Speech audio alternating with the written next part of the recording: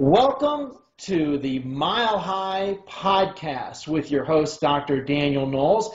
We look forward to seeing you at Mile High August 18th to 21st. This coming year will be Mile High 4, which we're psyched to be putting on this year. And I hope you're enjoying the podcast. You can access them through YouTube, through Facebook, through iTunes, through Stitcher, Libsyn. It's everywhere. So this is a great resource for you to improve yourself, your office, and today especially and always your team. We have with us today Heidi Farrell. She is a powerhouse, but the powerhouse behind Chiro Advanced Services. She has an incredible CA University. She's its founder and head coach. She leads chiropractic teams to greater levels of success.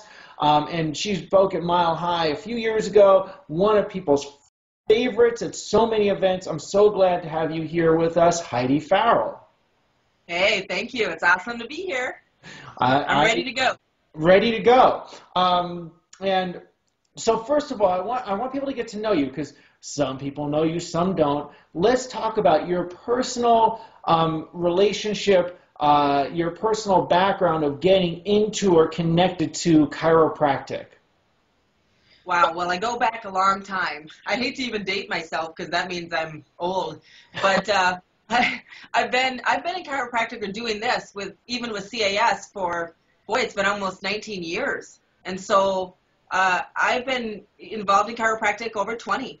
And I started like most people, not with some huge success story really, but more with just an entry of a position. Like I wanted a position in an office and I applied for it. And I remember my doctor telling me when I got hired, he'd say, you know, you're going to get your life out of working here. And I'd be like, yeah. What am I going to make? And when do I start? And where to go? And, you know, but there's probably not a day or a month that goes by that I don't really think about that statement because, you know, I got my life from working there in a way, right? But yet, you know, I created my life, you know. So chiropractic's been a gift, and you know, I'm blessed to be in the profession because I mean, think about all the other professions we could be in. You know, none of them can say, you know, hey, have an excellent day, or you look awesome today, or I can't wait to see you today, and you know, everyone else is like, I don't ever want to see you again because cracking your heart open and you know, and giving them shots and you know, we're lucky. And you're impacting lives for the better in such a deep core way. So let's talk about that. Talk about team and chiropractic assistance because my experience is this is often one of the biggest hurdles for chiropractors to get help with and to get over towards their success.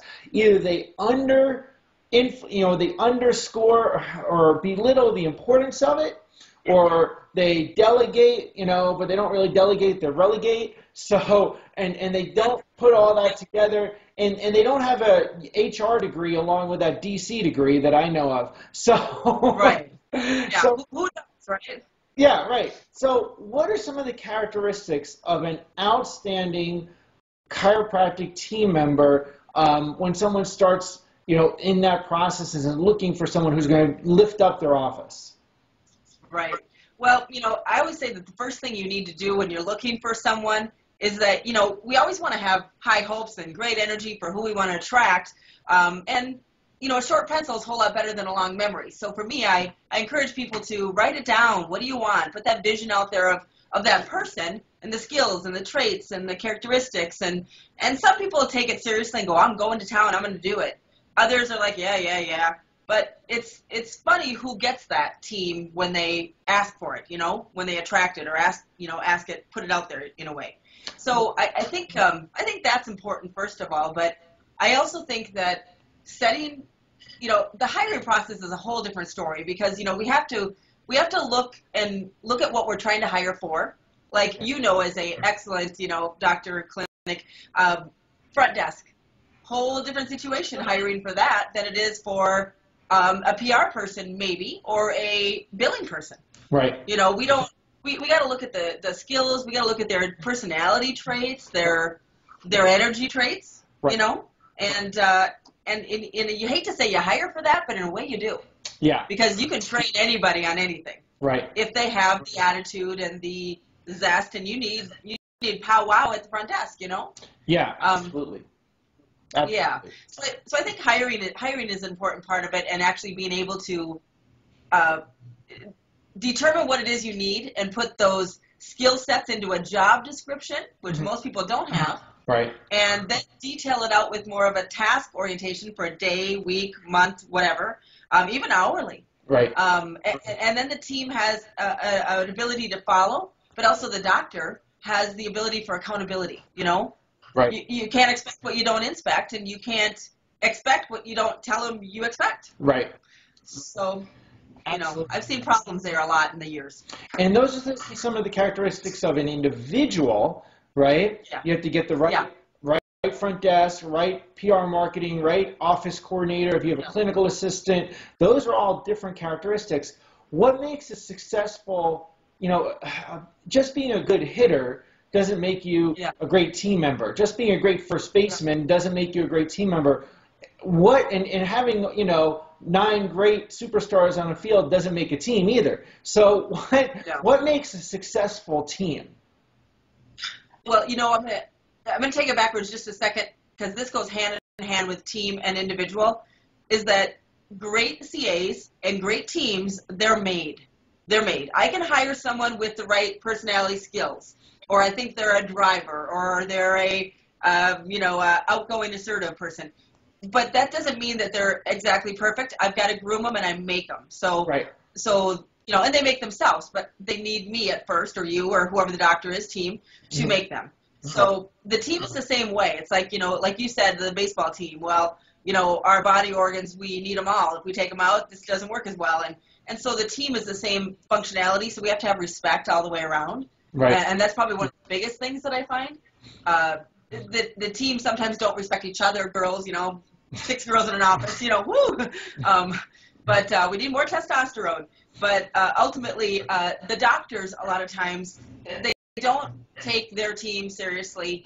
They don't take them as a influential empowerment, and that's why we have so much turnover. Right. And I hate turnover. It's cost $12,000 on average when you turn over a CA. Right. Absolutely. It's a big loss that people don't necessarily realize. So then how do you cultivate? I mean, you don't just hire a superstar and have a good job description and say, hey, here's your checklist. We have a team, right? Yeah. And actually, most chiropractors don't even do those steps. So let's start there. We know that.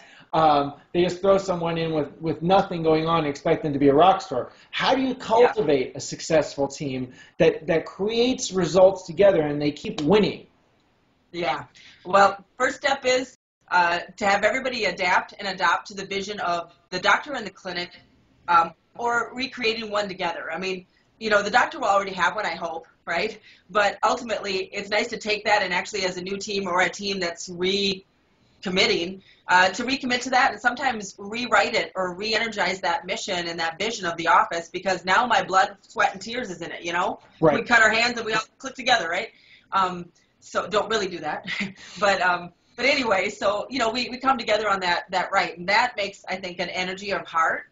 Right. Versus, the doctor's mission. Yeah, that's our mission. So I think that's important. And then from there, they train together. Training is probably the most important part. And at first, the individual is going to train on, like, I have a 30-day training plan for a new CA. Right. They're going to have that 30 days, and it might take 60 because they only work 3 days, but 30 days, and they test out, and they train, and they follow through, and they go through all these things that are the main basics that they need to master. But then as a team, you got to go back and do those training structures together, because you might be back adjusting, but you got to trust that I at the front desk know what I'm saying. Right. And you got to say to the patient, John, Heidi knows what she's doing. She'll take care of you. These hands are for healing, right? Right. And sometimes you can't do that if you don't trust your own team. Right. And a lot of doctors do not trust their own team, but they made that. Yeah. And staff really, really loves when, like, you're adjusting people and you run out to the front desk and say something different than what they just said to the practice members. Team members love that, right? Yes. Or right in front of the patient, say, no. this big. I turned this big. Yeah, I know it's people's favorite. So there's work to be done that's behind the scenes. So, Yeah. what are the strategies today, 2016? Because I know you work with lots of teams, all different types from boutique to very large. What are the best strategies today to grow a practice both inside and outside? Well, let's see, growth, changing gears on PR. I think inside, you have to have what I like to call like the solid 7, or it Okay. could be the dynamic 12, but there's the solid 7 things like spouse to the report of findings. It's a muscle memory procedure, Right. Reception room new patients. I mean, when a patient walks in, or somebody you do not know walks in the office with a friend or with a patient, they are ding, ding, ding should be going off in everyone's head to create an opportunity for that person to be checked or scanned or whatever. It would be the family visit.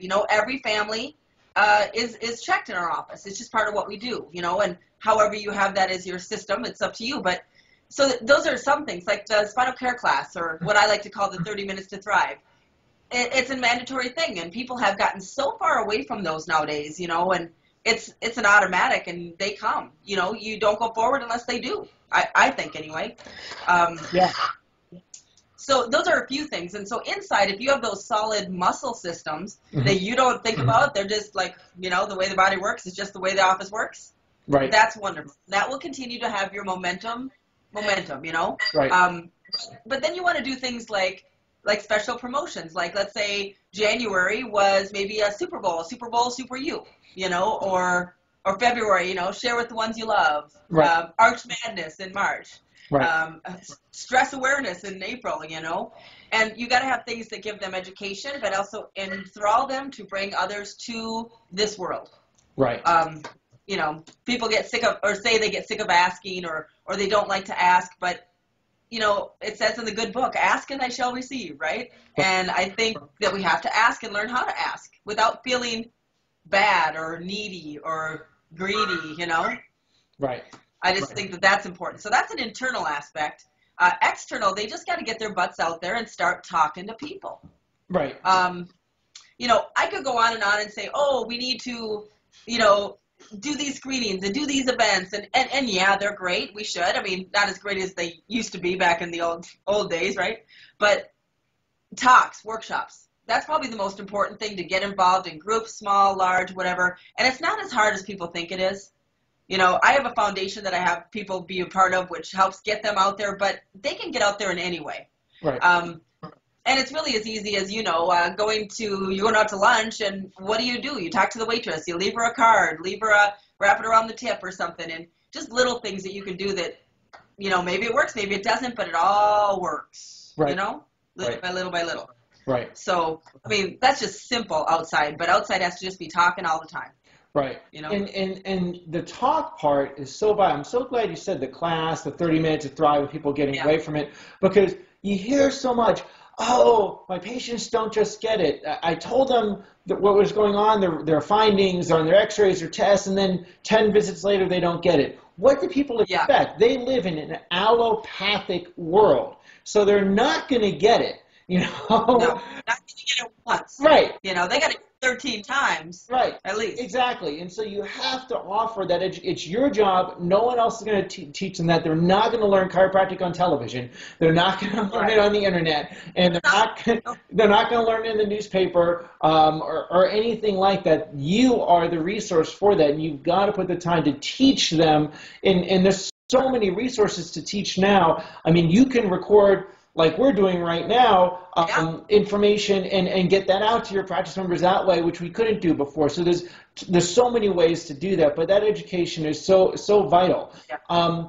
If someone wants to learn how to build a team, okay, what are some of the resources? Now, I'm not just talking chiropractic. What are some resources, whether it be a book or something, that is a great place for a person to start to learn how to build a great team? Well, I think, I don't really know if there's, I'm sure there is team building books that are all going to be great. I think they all add that extra something.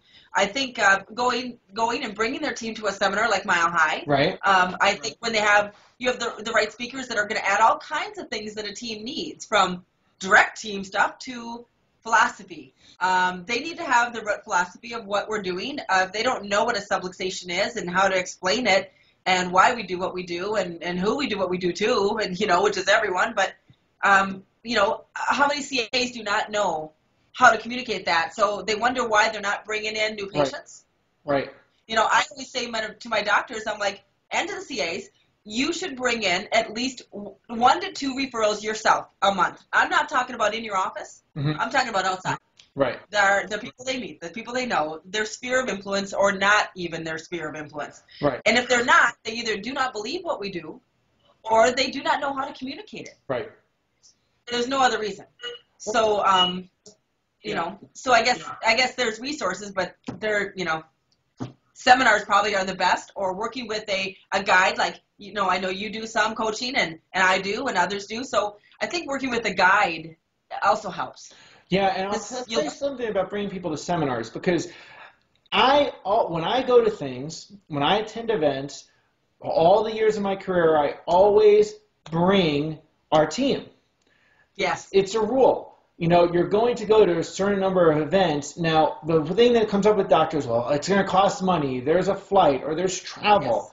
Yes. You get that back so quickly. Next week. If a person, there's numerous programs where we've taken a team, maybe they were a new team, maybe they've been there their first week, or they're just a couple months in, and they're at some event 2 or 3 days, and that month becomes a highest collection month, because now they know something about communication. They heard something from one of the presenters. You're doing 2 hours of team training at Mile High, which is amazing. I mean, if in 2 hours you can make, I know how much of an impact you make in just half an hour, let alone 2 hours with a team. And I remember how on fire my team was the last time you were there, because they got lots of skill sets and strategies that they could use on Monday, on the phone, at the front desk, handling money. That and the thing is, the doctor is probably the worst person to teach them that stuff, because it's not that they don't know it all the time. Sometimes they don't, but it's that they just don't. It's like learning from your wife or your husband or whatever. Exactly. It's like, it's like they're like, you should get under chiropractic care. Yeah. But then another person tells them that, and they're like, I should really get under chiropractic care. It's a third-party thing. We have a person that we work with in our office who helps us with communications, and just this week, and he's outside the chiropractic profession. He's phenomenal. And his name's Hugh Little. He does great trainings, and he works with our team just on their communication skill sets. And here's the thing that happened. They said, we had a great call. We learned so much. I said, what did you learn? And everything they said that they learned was stuff I've told them a dozen times. And I sat there thinking, I have said this to you, but that's why the party. You say that, you're like, oh, that's great. I was like, oh, great, I'm so glad you learned that, even though I told you that before. But that third-party thing is why it's so important. Working with someone like you, right, is huge. Because now it's not the spouse, saying it, or the parent to the kid, which is what seems to be the place of the employer, right? Right. And I just did a seminar last weekend or 2 weekends ago at Northwestern for their homecoming in Minneapolis or Bloomington. And I did Money Matters, Decision, all these things. It was about money, finance, and everything creates money. Right. If you keep business on the book, you created money. You stop leaking money. I mean, there's every kind of aspect, from financial plans to whatever. But I had a team come up from down south that I hadn't seen for a long time, Dr. Scott Burtis and his team. They're awesome. And one of the girls was new, and another one had been there a while, but I hadn't seen her for years. And they had such a great experience at the whole seminar, but I know in my class that they were just like, and they called me, and they told me the next week how much they did and what they had going on. And it is. You get your money back. You do not ever lose to bring a team to an event or a seminar or a process or even a training in your office. You never lose. Right. Because they're afraid to shut down hours to train. Right. Ooh, I'm like, no, shut those babies down. you will be fine. Right. Absolutely. You know? Absolutely. And even come in days when you're closed, say, hey, Yeah. we've got to do this. We've got to train. So Well, we couldn't do that now. We can't do that. We can't come in close. Come on. No. Right. Yeah. I'm kidding. No, we've done that a lot of times where we've said on Friday we're closed, but we're going in for 4 hours and we're going to work on this while there's no patients here, and you get so much done. Yep. And, I like to call them a jam session, and you should do them at least once a quarter, at least. Right, absolutely. So let's talk about referral systems, because I know you help people, and one of the things that people have told me over and over again when they've really enjoyed working with you is they get so much help with the referral systems that you teach them. And referrals, we know, are the lifeblood of a practice. It's your best source of new patients because they've got a built-in trust. So what are some simple referral systems that you like teaching people to master? Yeah. Well, one of them at the front desk that I used when I was way back when is called just the Care to Share program. And it really needs nothing but maybe a Care to Share certificate or card, or nowadays you can make it into anything really. But and you don't even have to give anything away. You can do what you want. It could be a exam, or it could be a 50% off or something. I mean, it could be whatever. But ultimately, a Care to Share is a way to basically say to anyone, whenever you want, to say, hey, Daniel, did you hear about our new program that we have going on? I don't know if I told you about it, but it's called Care to Share, and it's such a great thing because people like you who really get it get the opportunity to share with somebody else who doesn't know anything about it or may need the experience of help and support with the kind of care we provide. So who do you know that you feel could benefit by better health through chiropractic? Right. It's an easy way just to say, did you hear about our new program? And they're going to say, no, what new program? What are you talking about? Right. And your door is open. Right. Right. I think that's one of the easiest things to use. Another one would be just your general family visit, right, or family system. I like to utilize it where the office is already set up to visualize family, of course, and you feel the family. Not that there's zillions of kids, but and then the doctors, during their report of findings and consultation even set it up, but during the report, at the end, they might say something like, Daniel, as you sat here and listened to me share with you everything about what's going on, you probably thought one big thing, why didn't somebody tell me this? Why didn't I hear this 5, 10, 20 years ago, right? Most people do feel that way. Did you? And then usually they'll say, yeah. And at that point, I'll say, now, do me a favor. I don't know why you didn't, but I want to stop the buck here. And from here forward, I want you to bring your wife in, and I want to see your kids, and I want to check them. I want to do that at my expense over the next 2 weeks because we don't want them sitting in the chairs 25 years from now. Right. Wondering, why didn't somebody tell me? Right. We want them to be healthy as they can be right now. Would you agree with that? And then I pass it off to the CA in front of the CA after, and I'll say, Daniel here's going to get his wife and kids checked.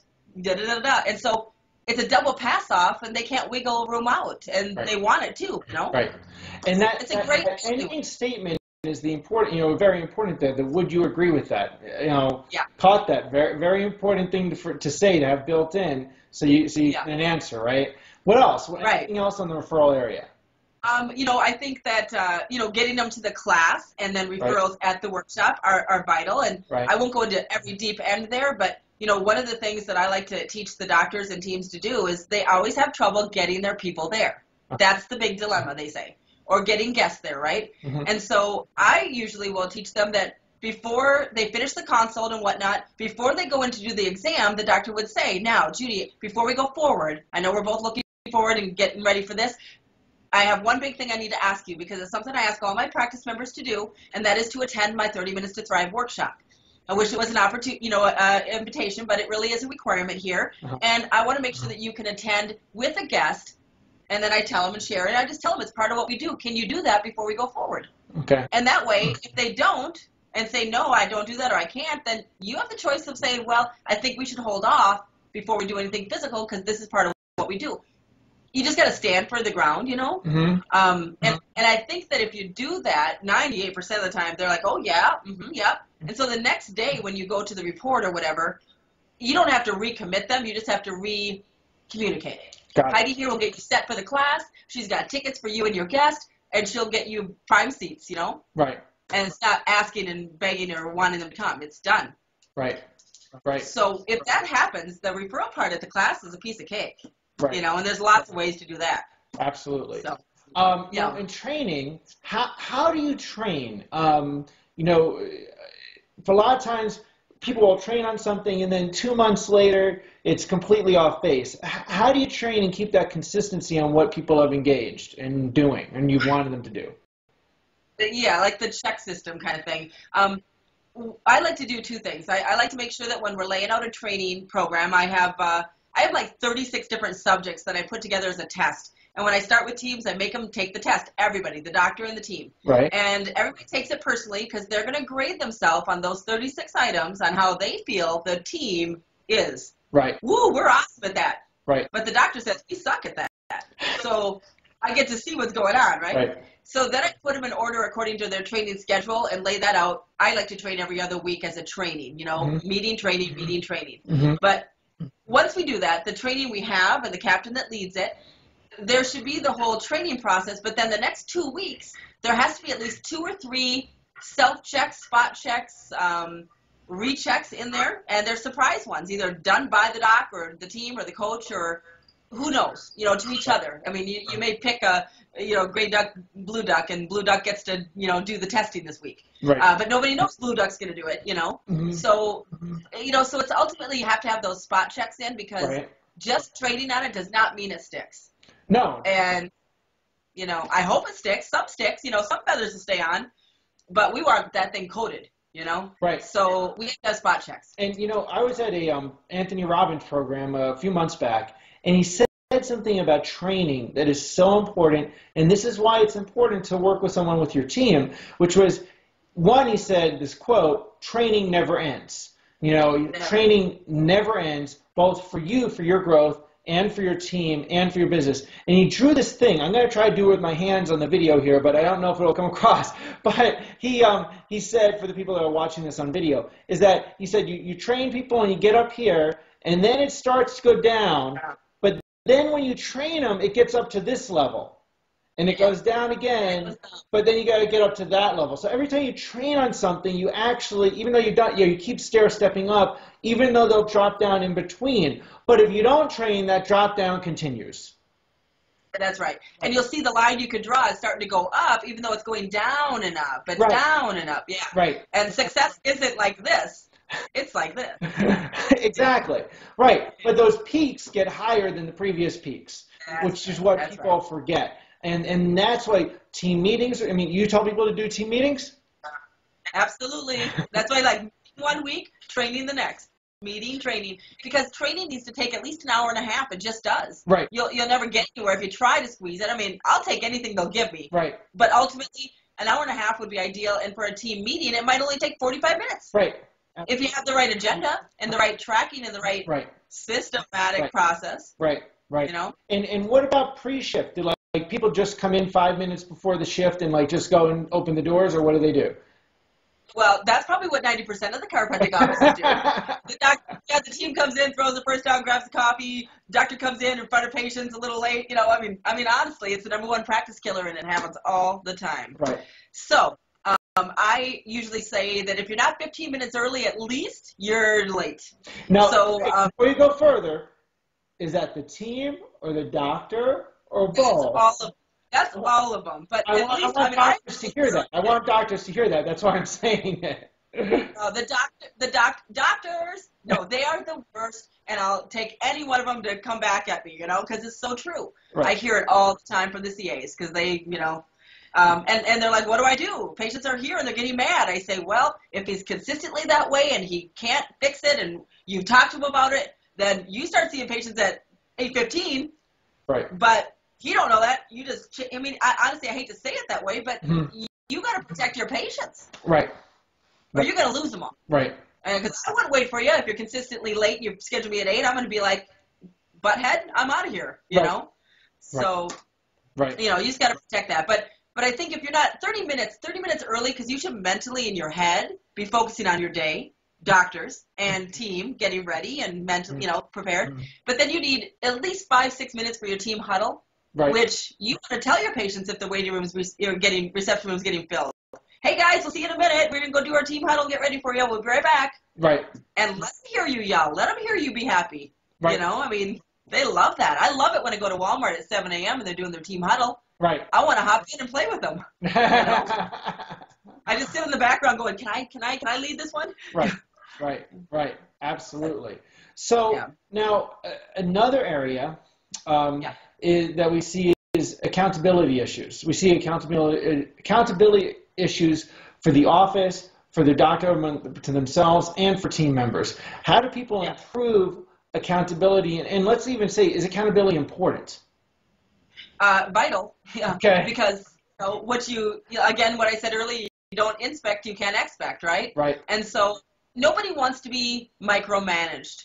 But the CA who gets hired initially needs to understand that we are going to micromanage for a while until you show the empowerment of doing all, and then we might add things, and then we micromanage again for a little while. Right. It just instills the muscle strength being stuck. Right. That's what I love about the task list, and the description's one thing, but the task list is another. And with that, the CA can check off. Not that they're going like this all day long, okay? But they check it in the morning and look over it, go, okay, yep. And then they go to town. And then they might go back, go check, and go, oh, crap, I got to call that person, And so it keeps them in check of what they need to do. And then the doctors can come to the front desk, because it should be laminated, stuck on the front. They can come out in the front desk, just take a look and see exactly where the CA is, instead of wondering, is she doing anything out there? I see her just talking to the patients. I don't know if she, this way they know. And if she's not, then they know that too. Well, and that's one of the things that I know for myself with working with people day in and my team day in and day out, is if I don't have some kind of accountability report in different areas, then I may think negatively, inappropriately about them. I may think they're not doing anything, and they're stellar. So it actually accountability. And it's easy to do that way. It's go that way right away. Right. And accountability tools are helpful for the team, I think, and correct me because you're the expert in this, not me. But for me, an accountability tool that a team member uses is important for the team member to show off to the doctor. Yes, absolutely. And as simple as having, like, when they first start a task list, one of the things I do is I have them work it for the week once I get it all put together with them. And then we add a little bit more because the week tells us what we missed. Right. And then every Friday they turn it in to me and to the doctor every Friday for 3 to 4 weeks. And then after that, they can just leave it at the desk and we'll watch and see it whenever necessary. Right. Or we'll say, check your task list this week. Turn it into us. Right. Spot check, Right. But it just helps them be accountable, and they feel more productive. At the end of the day, they go, rock and roll, boom, done. And sometimes people will take like that's being micromanaged or being babysat, and it's not. You don't trust me. Right, you don't trust me. Right. The doctors need one too. I mean, they need one because you guys get a downtime during patient power day, and it happens.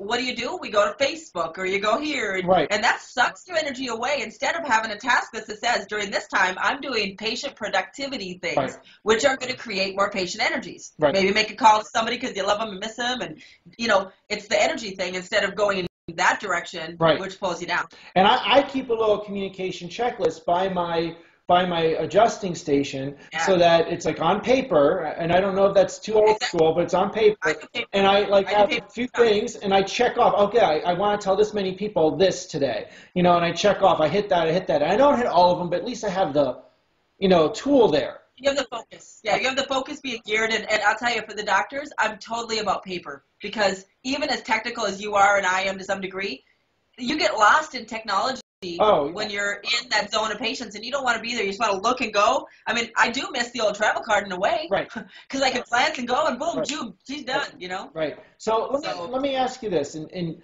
I've never asked this of anyone, but it's something that I think is important for TMs, and actually I've never even heard the answer. Rituals. Okay. So I have rituals that I do for myself, for my growth. Right? Every single day. I would imagine, because someone who's achieved the level of impact that you have some rituals for your own personal growth to better yourself so you can give better to others. I'd like to ask question A, what are some of your rituals that you think are of value, but also, what are good rituals for CAs or team members to have? Okay. So some of mine that I do, and I reconstruct these often, if you will. Of course. I do affirmations. I do them daily. I usually will do, like, I have laminated cards that I put on a ring with all kinds of affirmations. And sometimes it's not even an affirmation, but a positive quote. Like, I love quotes.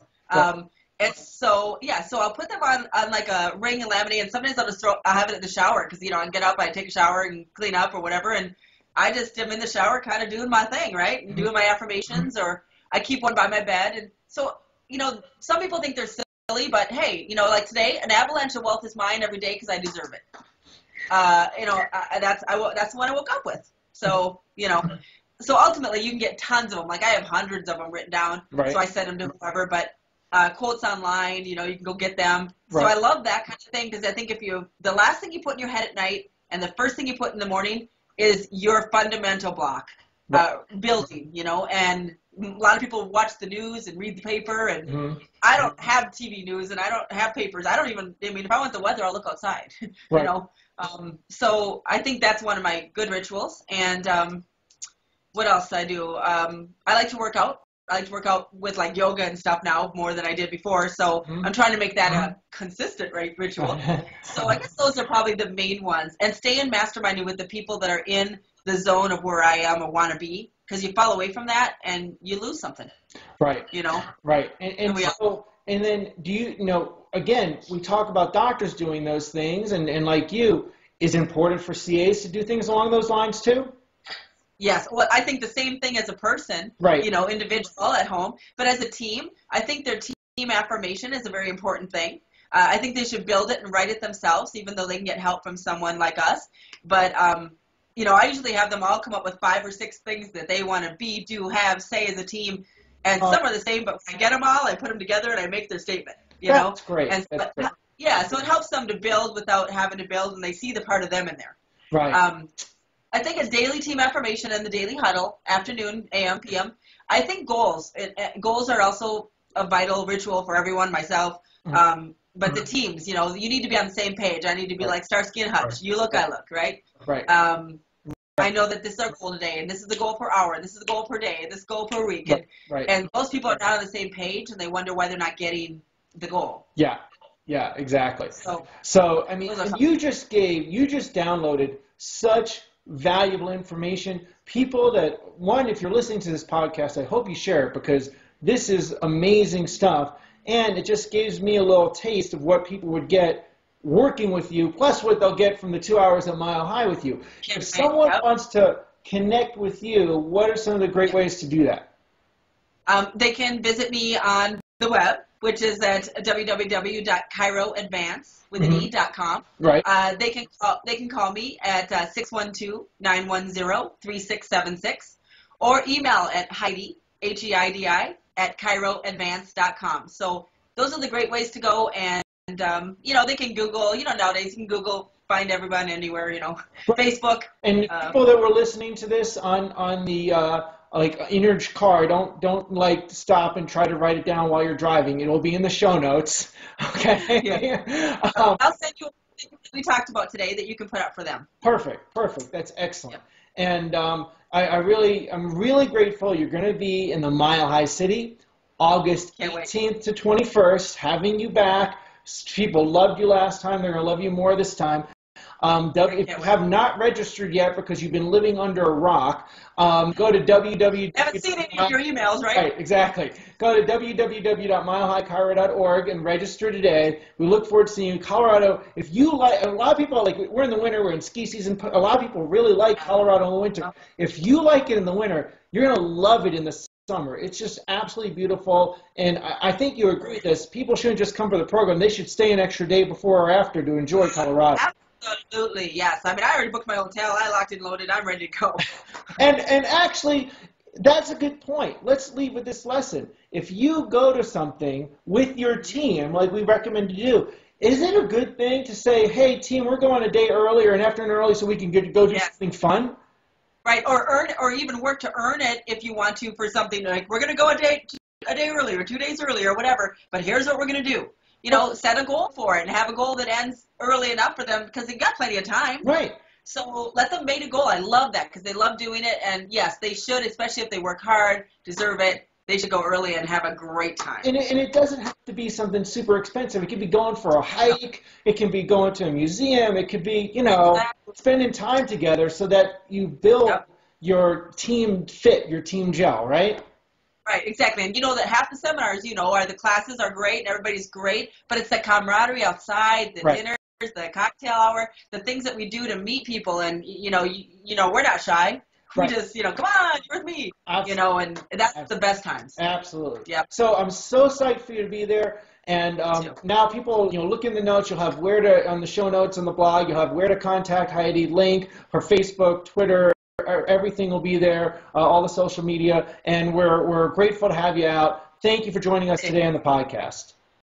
Like our page on Facebook, www.facebook.com/Mile High Chiro.